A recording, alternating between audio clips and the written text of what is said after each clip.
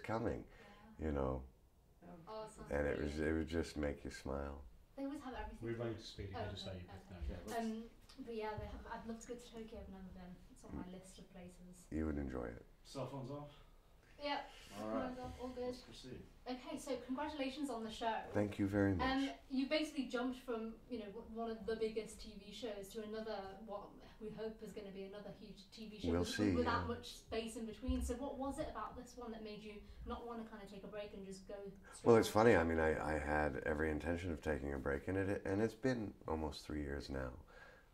But I was doing a play on Broadway called That Championship Season. I had just finished a film called Melancholia with Lars von Trier, which was a very artistic film. It was very different kind of than the commercial driving of 24. I was then off to do a film with Mira Nair in India called The Reluctant Fundamentalist, which is yet to come out. I had no intention of going back to television, and someone had sent me the script when I was doing the play and said, you should read this. And I said, well, what is it? And they said, it's a television show called Touch. And I said, well, in all fairness, I'm not interested. I do plan on coming back to television. My experience on 24 was amazing, and I love the medium, but it's a grueling schedule, and 10 years was 10 years, and I'm going to just take a little bit of a break. And they said, well, Tim Crane wrote it, and I was a huge, I just have great respect for Tim and his writing, and then Peter Chernin was producing it, who was the head of 20th Century Fox when we started 24, so I felt I should read it kind of out of respect to both of those gentlemen, and I did, and I was around page 32 when I went, oh no, oh no. And then I remember thinking, well, the next 40 pages, maybe it'll fall apart, maybe it's, and it didn't. It just got better and better. And it was one of those things that I knew I would not be comfortable come September if I had not been a part of that. And 24 taught me a lot. And one of the things was that opportunity, you work on opportunity's schedule. She doesn't work on yours. And so it was really, it was a no-brainer for me. It was something I knew I wanted to do, and I'm grateful that I saw that, because the last 8 months that we've been working on it have been fantastic, and it's a show that it's a piece of work that I'm very proud of, not only for myself but for the entire show. I think the dynamic between my character Martin Baum and his son is moving to the degree that I found it moving in the script, but it also deals with this idea of human interconnectivity. And by that I mean, we spend so much time talking and making films and television and our news about the divisive things between human beings, what makes us different, whether they be the cultural barriers, linguistic barriers, faith, religion, all of these things that somehow seem to separate us. And it's been a long time since I saw someone approach something from the perspective of, what are the things that we have in common? I've never known or seen a society or a culture that doesn't value family, that doesn't want to protect their children, that doesn't, at least in theory, know that we should have respect for our elders. There are common threads that transcend our cultural differences, our ideological differences, our religious differences, our language barriers. And that's what the show is really focusing on. And so when my character and my son, who is a special needs child, are dealing with their lives, it shows how what might not seem important outside of our dynamic is actually having an effect on different people around the world, which I think is also another fascinating concept, that by the different mediums in which we now communicate.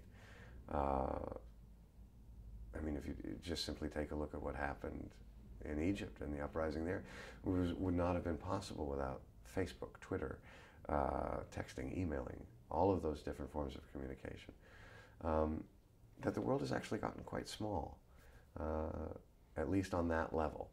And I think the show has a wonderful balance of kind of admiring the different cultures that make up this planet, but also understanding that there is a common human thread to all of us. And then the more we understand that, and I think the more that we see that through the different cultures that make up this planet, the better off we'll be. And so I found the show to be kind kind of in a very unique way, hopeful.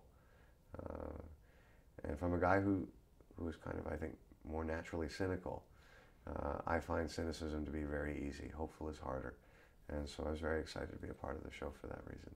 And I mean, you touched on it then, but it's quite unique in the sense that it does bring in other cultures, other cities around, global. It has a global, international feel to it.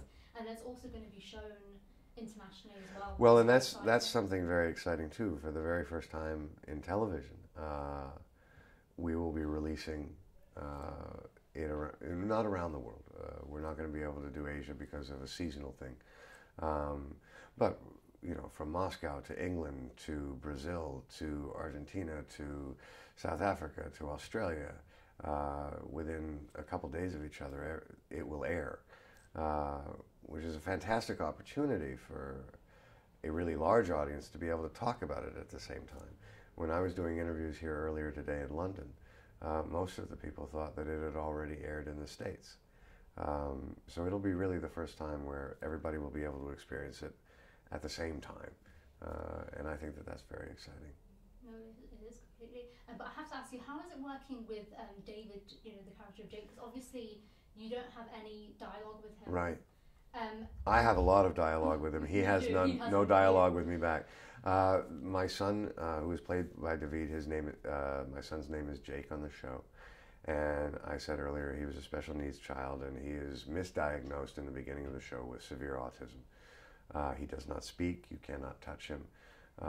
And basically we start the show with a father who's desperately trying to find a way to communicate with his son. If those traditional tools are not available, he's desperately trying to find other ways.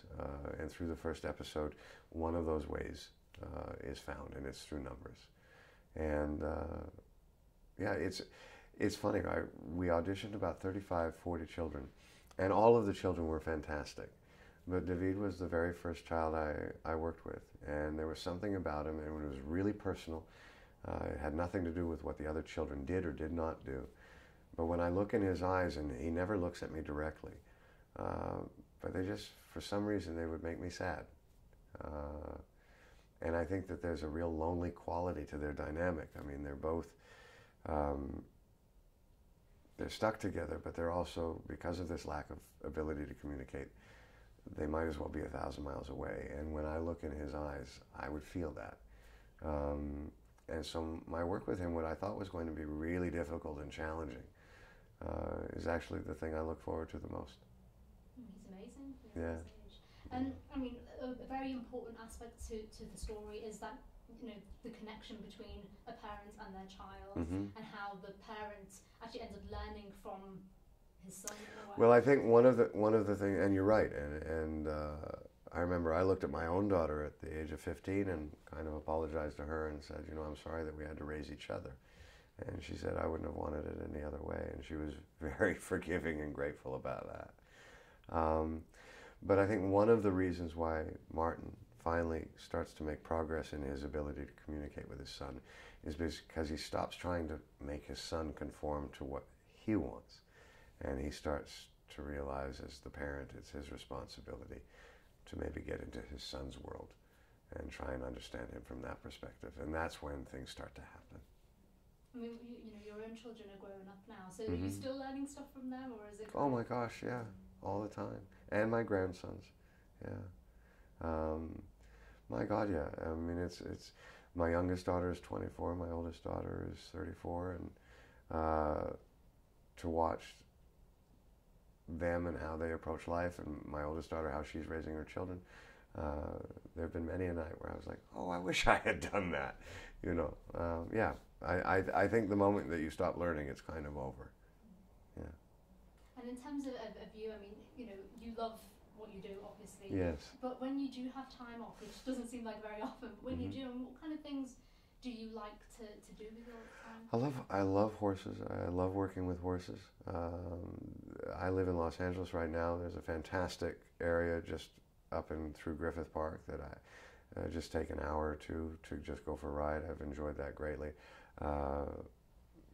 Really rediscovered kind of my love for playing guitar, and I play late at night when everybody else is asleep, but I love that. I love skiing. I mean, there's a lot of, trust me, there's a lot of things that I would love to be able to do more of. But my real love has really always been acting and making films, and I really don't discern it, certainly in the making of.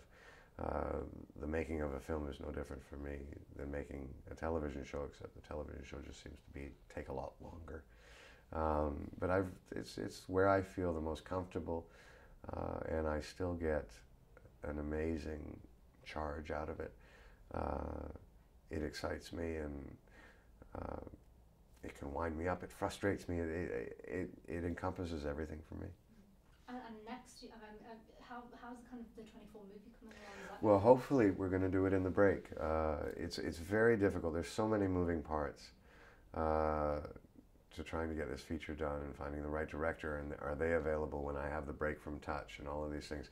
I am still very, very optimistic that we're going to be able to do that, and I've got my fingers, my toes, my legs, everything crossed. Great, and finally, very quickly before I run out of time, I've got to ask everyone about the London Olympics. Are you excited about the Olympics? Do you watch the Olympics? Well, I was born here in London, so I was just actually, I had about an hour for lunch, and I managed to go down to the Westminster Abbey gift shop and get some.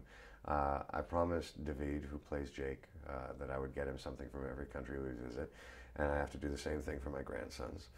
So I got down there, so got to see the Abbey, got to see Trafalgar Square, made it to Buckingham Palace, got to go see, and these are all things that I used to do when I was a kid. And I managed to get to, I'm not exactly sure what it's called, but where the horses come out for the changing of the guard. And I got very nostalgic about all of that. So the idea that all of these places that I actually know, to be able to see the Olympics kind of taking place in the middle of all of that, is going to be phenomenal. Great, thank you very much. Absolute pleasure. I know it's going to be, it's good. I think it'll be good for London.